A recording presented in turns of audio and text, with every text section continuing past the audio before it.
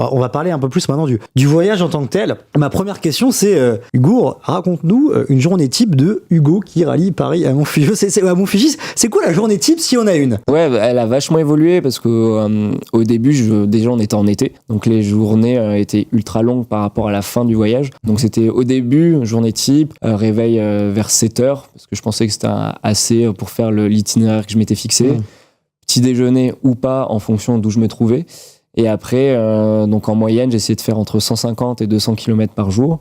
Et j'ai essayé un petit peu de sécander ma journée par bloc de 50 km pour pas non plus perdre la boule et en mode micro-récompense. Mais sinon, je me basais surtout par rapport au soleil. Les journées étaient ultra courtes, donc je me levais dès que une heure avant le lever du soleil. Oui. Je partais quand le soleil pointait le bout de son nez et j'essayais de m'arrêter dès que le soleil se couchait. Parce que je voulais surtout pas rouler de nuit, même si pas mal de potes le faisaient parce qu'ils préféraient privilégier leur sommeil. Aussi, j'imagine. Ouais. C'est ça, mais moi je préférais pas d'un point de vue sécurité, parce que souvent les routes que je prenais c'était des routes très commerciales, donc avec pas mal de camions. Donc j'ai fait le choix de m'adapter plus à la saison où j'étais plutôt que de m'adapter à la route que je prenais.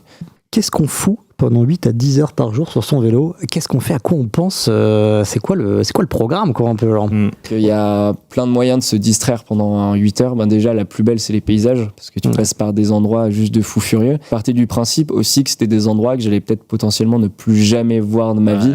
Donc même si l'endroit, potentiellement, ça peut être juste un bout de trottoir, mais un endroit ultra basique, tu te dis, ok, c'est un moment ultra privilégié que j'ai à ce moment-là.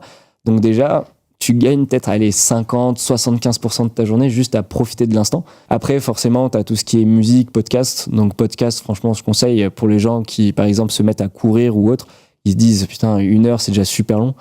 Franchement, tu te mets un podcast, ça passe tellement facilement. Et puis l'avantage du podcast, c'est que tu as un rythme constant